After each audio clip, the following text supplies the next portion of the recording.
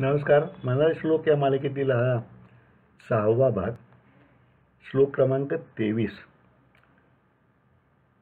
न बोले मना राघवावीण काही, जनी वाऊगे बोलता सुख नाही. घडीने घडी काळ आयुष्य नेतो, देहांती तुला कोण सोडू पाहतो. परमेश्वराने आपल्याला बोलण्याची शक्ती दिली आहे. आयुष्याचे अंतिम ध्येय परमेश्वर प्राप्ती असे एकदा दृढनिश्चय करून ठरवले की मग साधकाचे सर्व व्यवहार त्या ध्येयाकडे वाटचाल करणारेच व्हायला हवेत. त्याचे वागणे, चालणे, बोलणे, थोडक्यात सर्व कृती त्याच दिशेने झाली पाहिजे. त्या ध्येयाचा आपल्याला निर्ध्यास लागला पाहिजे. असे होण्यासाठी मग ते ध्येय सोडून इतर गोष्टीबद्दल साधकाचे लक्ष कमी झाले पाहिजे. म्हणजे मगच त्या एका ध्येयावर त्याचे संपूर्ण लक्ष केंद्रित होऊ शकेल. या मार्गानेच त्याने आपली वाणी वापरली पाहिजे. म्हणजे त्याने सदा सर्व काळ परमेश्वराचे नामस्मरण केले पाहिजे. आपल्याला धनुर्धर अर्जुनाची गोष्ट माहीतच आहे. पक्षाच्या डोळ्याचा वेध घेण्यास त्याला गुरु द्रोणाचार्यांनी सांगितले होते. त्यासाठी जेव्हा त्यांचे अन्य शिष्य नियम धरून उभे राहिले तेव्हा त्यांना द्रोणाचार्यांनी तुम्हाला काय दिसते असे विचारले. तर अनेकांनी झाड, पक्षी, आकाश हे वेगळी उत्तरे दिली. एकट्या अर्जुनालाच धनुष्याचा नियम धरून प्रत्यंच्यात आणल्यावर केवळ पक्षाचा डोळा म्हणजे केवळ इच्छित लक्ष दिसत होते. तो आपल्या लक्षाशी इतका एकरूप झाला होता की ते सोडून सर्व जगाचे त्याचे भान विसरले होते. ही खरी एकाग्रता, आणि ती एकाग्रता असल्यानेच अर्जुन सर्वश्रेष्ठ धनुर्धर होऊ शकतात. साधनेच्या मार्गातील साधकाने असेच एकाग्र चित्त आपल्या लक्षावर हवे. त्याने अन्य गोष्टीकडे चित्त गुंतवू देता कामा नये. म्हणून समर्थ म्हणतात की आपल्या वाणीने त्याने सदैव राघवाचे स्मरण केले पाहिजे. अन्य वावग्या म्हणजे फालतू गोष्टी बडबडत वेळ घालवता कामा नये. कारण असे केले नाही तर तो या अन्य बडबडीच्या फारपट प्रसारात अडकून पडेल. त्याला आपल्या ध्येयाचे विस्मरण होईल. यामध्ये आपल्या जीवावर नियंत्रण ठेवणे हेही महत्त्वाचे सत्य समर्थाने सांगितले आहे. असे जर साधकाने नामस्मरण केले तर त्याला असलेली परमेश्वर प्राप्तीची तळमळ बळकट होत जाईल. ती आज बळकट होईल आणि ते रूपांतर ध्यासामध्ये होऊ शकेल. याही श्लोकात समर्थ मानवी आयुष्याच्या क्षणभंगुरची आठवण करून देतात. प्रत्येक चालणाऱ्या क्षणाक्षणाने मानवी आयुष्य कमी कमी होत असते. महाप्रतापिका त्या क्षणाने आपले जीवन भक्षण करीत असतो. घडीने घडी काळ आयुष्य नेतो असं समर्थाने या श्लोकात म्हणलेलं आहे. अब्रोल नावाच्या एका उर्दू कवीने हा अर्थ आपल्या आयुष्याला झाडाच्या उपमधून सुरेख सांगितलं आहे. त्याची एक सालगिरा म्हणून सुंदर कविता आहे. मी केव्हा तरी वाचून दाखवीन. पण त्यातलं एक कडवं आहे. त्याच्या आयुष्याला उपमा दिली आहे. हर सालगिरा आयुष्याला झाडाची उपमा दिली आहे. आणि तो म्हणतो प्रत्येक वाढदिवसाला आपल्या झाडाची एक एक फांदी कापत नेतो म्हणजे आपलं आयुष्य एक एक वर्षांनी कमी होत जातं. तो म्हणतो हर सालगिरा पर वक्त एक सेन लगाता हुआ उम्र की पेड़ से एक शाख चुरा लेता है. तेव्हा दरवर्षी जर आपल्या आयुष्याची एक एक आयुष्यरूपी वृक्षाची एक एक फांदी कमी होत असेल तर दरक्षणी एक पान कमी झालेच ना. म्हणून साधकाने आयुष्याचा काळ अजिबात वाया न घालवता वाणीने एका परमेश्वराशिवाय अन्य वायपडाचा उच्चार टाळला पाहिजे. कारण आयुष्याच्या अंतकाळी त्याला राघवाशिवाय कोणाचीही मदत या वासनारूपी जन्ममरणाच्या चक्रव्यूहातून सोडण्यासाठी होणार नाही. जर आयुष्यभर एकतांत्याने परमेश्वराचे नामस्मरण केले असेल तरच अंतकाळी ती साधना फळाला येऊन परमेश्वराचे तीव्रतम स्मरण होईल. आणि साधन मार्गात ज्याला म्हणतात की अंतकाळ साधायचा, तो अंतकाळ साधला जाऊन साधक मुक्तीला प्राप्त होईल. जय जय रघुवीर समर्थ. श्लोक क्रमांक 24. रघुनायका वीण वायासी नावे, जनासारिखे व्यर्थका ओसणावे. सदा सर्वदा नाम वाचे वसोदे, अहंता मनी पापिनी ते नसोदे. जगात आपण पाहिलं तर बहुसंख्य माणसे आपापला प्रपंच हे सर्वस्व मानून जागत असतात. त्यांच्या लेखी देहसुख हेच सुख असते. मी माझे कुटुंब सुखात राहावे, राहायला घर असावे, खायला मुबलक असावे एवढी त्यांची अपेक्षा असते. जर परिस्थिती बरी असली तर घराची जागा बंगला घेतो, मग उत्तम निष्ठांना, मग मोटार वगैरे वस्तूंची त्यांच्या सुखाच्या कल्पनेत भर पडत असते. या पलीकडे काही वेगळे चिरंतन टिकणारे सुख आहे हे त्यांच्या मनात येत नाही. अशी माणसे मग मी माझे आमचे अशा आत्मनेपर भावनेतच बोलत राहतात. हे बोलणे पैसा, अशा ऐशाराम, सुबत्ता, मानमार्ग, कधीतरी एखाद्या सत्तास्थान या अनेक गोष्टीतच घुटबळत राहते. जसे एखादे लुबरे कुत्रे पायात घोटाळत राहावे तशी त्यांची वाणी या बडबडीतच गुंतून पडलेली असते. समर्थांच्या मते अशी माणसे आपलं आयुष्य व्यर्थच घालत असून त्यांचे बोलणे म्हणजे निरर्थक बरोबर आहे. ज्या साधकाला प्रपंचात राहून खरेखुरे स्वहित करून घ्यायचे असेल त्याने या घोटाळ्यातून आणि घुटमळण्यातून निर्धारपूर्वक बाहेर पडले पाहिजे. असे विधीपूर्वक बाहेर पडण्याचा मार्गही समर्थ सांगतात आणि तो म्हणजे नामस्मरणाचा. साधकाने आपले बोलणे ताब्यात ठेवले म्हणजे वाणीबरोबर त्याचे विचारही ताब्यात राहतील. आपण जे बोलतो त्याचंच मनामध्ये सूक्ष्मतेने चिंतन चालू असतं. त्यामुळे आपण बाष्कळ गोष्टींची बरोबर थांबवली म्हणजे आपले त्या ऐहिक गोष्टींचे चिंतनही कमी होईल आणि नामस्मरणाची सवय लावून घेतली की आपोआप चिंतनसुद्धा त्या राघवाचेच घडेल.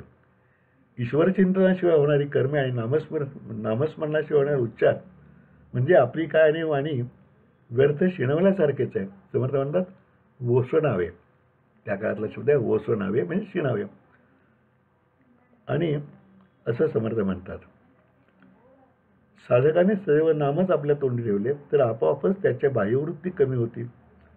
जसा सूर्योदय झाला की अंधार नाहीसा कसे वेगळे मागणे मागावे लागत नाही तसे नामस्मरण सुरू झाले की साधकाची प्रगती सुरूच होते. कारण षड्रिपूंचा पगडा आपोआप कमी होऊ लागतो. षड्रिपूंपैकी अहंता म्हणजे अभिमान हा समर्थांच्या दृष्टीने साधकाचा सगळ्यात घातक शत्रू आहे. अभिमान आपल्या अंतःकरणात इतका मुरलेला आहे की आपण अभिमान धरत आहे हे सुद्धा आपण विसरून जातो. माझा एक सिनेमा प्रोड्युसर मित्र आहे. त्याने पहिला चित्रपट काढला तर चालला नाही, नुकसान झाले. तो म्हणाला बघा मी इतका चांगला चित्रपट काढला परमेश्वराने यश दिलं नाही. काही दिवसांनी त्याने दुसरा चित्रपट काढला, दुर्दैवाने त्याची तीच गत झाली. तो म्हणा काय आहे माझ्यावर दैव रुसला आहे. आणखीन 2-3 वर्षांनी तिसरा चित्रपट काढला. तो मात्र दणकून लोकप्रिय झाला, त्याला खूप पैसे मिळाले. त्याच्या रौप्यमहोत्सव समारंभात सिल्वर ज्युबिली म्हणतो मला भेटला. त्याला काय करू काय नको असायला ते. तो म्हणाला बघ काय सुपरहिट चित्रपट काढला की नाही, माझी निवडच कशी उत्तम होती, मी प्रसिद्धी कशी छान केली, मला मोठी गंमत वाटली. त्याच्या अहंकाराचे आश्चर्य वाटले. अपयश मिळाले तेव्हा दैवदोषी आणि यश मिळाले की याचा अभिमान फुगलेला. सुपरहिट चित्रपट केला म्हणावी झाला असे म्हणण्यासह स्वारी तयार नाही. काय हा अभिमान? जर तेवढीच योग्यता होती तर ती अपयशाच्या वेळी कुठे गेली होती बरे? काय अभिमानाचे ओझे त्या वागावे हे समजणे अवघड आहे.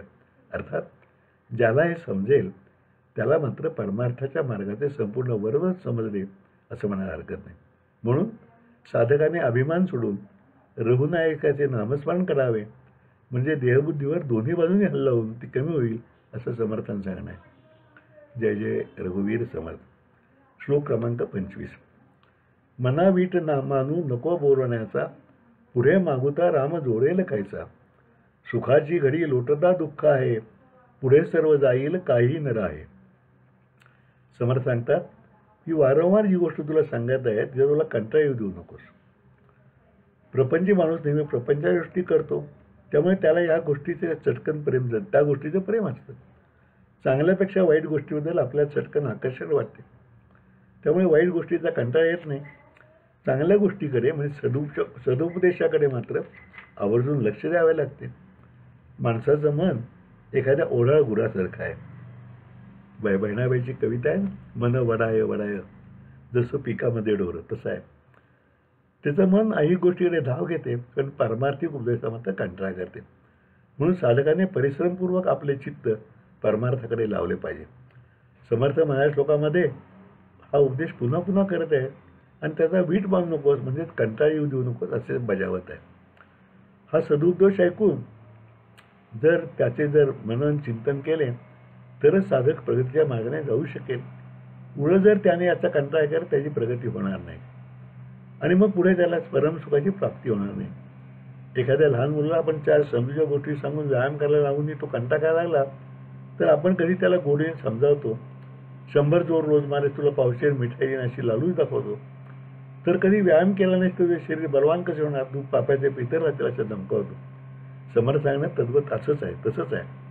साधकाला अनेक गोष्टी सांगून सन्मार्गाला लावायचे ब्रीद आहे. म्हणून समर्थ साधनाचा कंटाळा कराल तर राम कुठून भेटणार असे सांगत आहे. आपण आपल्या अगदी रोजचे आयुष्य पाहिले तरी सुखाची एखादी गोष्ट घडली की त्यानंतर काही काळाने दुःखाची गोष्ट घडते हे अनुभवाला येते. अनेक तत्वज्ञ आयुष्याला झोपायची किंवा सिसवाची उपमा देतात. सुखाचा उंच गेलेला झोका हमखास पुन्हा खाली दुःखाकडे येणारच किंवा सिसवावर समोर बसलेला मुलगा खाली गेला की अलीकडे बसलेला मुलगा वर येणार आणि ते वर येणे पुन्हा खाली जाण्यासाठी हे जसं नक्की असते तसेच आयुष्यातील सुखदुःखांचा क्रम आहे. म्हणून प्रपंची माणसाने तात्कालिक सुखात गुंतून पडण्यात अर्थ नाही, कारण त्यामागं दुःख येणारच असते. काही नशिबान लोकांच्या बाबतीत थोड्या उशिरा येत असेल, पण कोणालाही हा क्रम चुकत नाही हे मात्र निश्चित आहे. हा पाठशिवणीचा खेळ जेव्हा मानवी आयुष्याच्या अंतकाळी संपत येतो तेव्हा सामान्य प्रपंची माणसाच्या जवळ काहीच राहिलं नसते. पूर्वीचे सुख हे संपून जाऊन केवळ रीते पण मागे राहिलेले असते. एक माझी कविता आहे छोटीशी, ती वाचून दाखवतो. जगण्याची ही मोहकमाला सुखदुःखांचा गोफ गुंफला. जगण्याची ही मोहकमाला सुखदुःखांचा गोफ गुंफला. एका मागून दुसरे येते मनास आशा लावून जाते. एकाचा कधी गोफ बनतो दुःखाविना प्रपंच होतो. एकाचा कधी गोफ बनतो दुःखाविना प्रपंच होतो. सरली आशा सरले जीवन पदर न सुटता गोफ राहतो. सरली आशा सरले जीवन पदर न सुटता गोफ राहतो. जर माणसाला आयुष्य अंतकाळी अशी अवस्था नको असेल तर त्याने प्रथमपासूनच जाणीवपूर्वक भगवत भजनाची गोळी लावून सत्कर्मे केली पाहिजे. तरच माणसाचे आयुष्य सार्थकी लागेल आणि अंतकाळी काहीतरी केल्यास त्याला समाधान लावेल. जय जय रघुवीर समर्थ. श्लोक क्रमांक 26. ध्येय रक्षणा कारणे यत्न केला.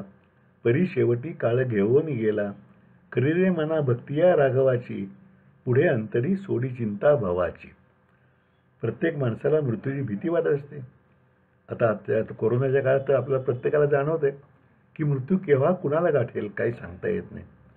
2 दिवसापर्यंत चांगला माणूस कोरोनाने बळी पडला असं आपण बघतो. वास्तविक जन्माने प्रत्येक जीव आज न उद्या मृत्यू पावणारच आहे. त्यामुळे प्रत्येकाच्या आयुष्यात निश्चित पडणारी गोष्ट म्हणजे मृत्यू आहे. खरा व विवेक माणूस त्यामुळे मृत्यूचे भय मानत नाही. देहाचे दुःख, आजारपण, अपघात टाळण्यासाठी किंवा त्यातून सुटण्यासाठी आपण प्रपंच माणसे आठोकाठ प्रयत्न करत असतो. कधीकधी त्या विचारांचा आपल्या मनात इतका पगडा बसतो की आपण दुसऱ्यासाठी सामान्य साधे शारीरिक कष्ट घेत सुद्धा टाळतो. परंतु किती आणि कोणतेही प्रयत्न केले तरी हा नाशवंत देह एक ना दिवस आपल्याला सोडून द्यावाच लागतो. महाप्रतापी मृत्यू कोणालाही सोडत नाही हे जरी प्रत्येक माणसाला मनातून पटत असले तरी त्याला ते स्वतःवरती तुंगत नाही, कळतंय पण वळत नाही अशी त्याची स्थिती होते.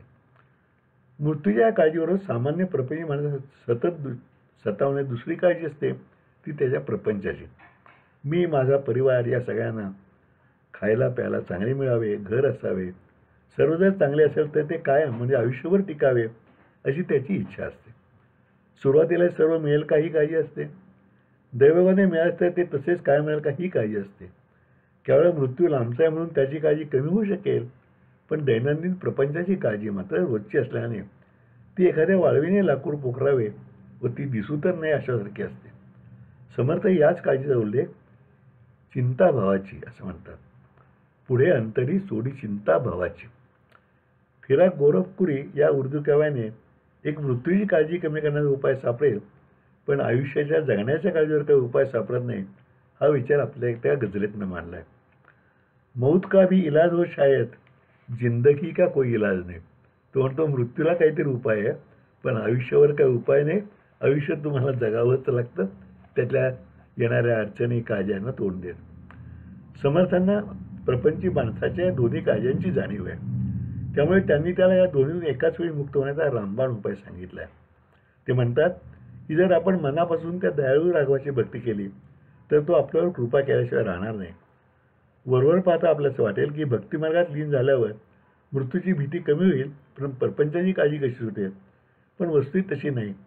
आपण आपल्या मनाला राघवचरणी अर्पण केले तरच आपली सुखदुःखाची आसक्ती आपोआप कमी होईल. कितीही काळजी केली तरी जे होणार आहे तेच घडेल हा विचार आपल्या मनात स्थिर होईल आणि त्यामुळे आपोआपच आपली चिंताभावाची सुद्धा आपण सोडू शकू. आपला सर्व भार एकदा रामराव टाकल्यावर या दोन्ही चिंतांच्या भारातून प्रपंच माणूस मुक्त होऊ शकेल असा विश्वास समर्थांनी साधकांना दिला आहे. आज इथे थांबूया. उद्या 27व्या श्लोकापासून सुरू करू. तोपर्यंत नमस्कार. जय जय रघुवीर समर्थ.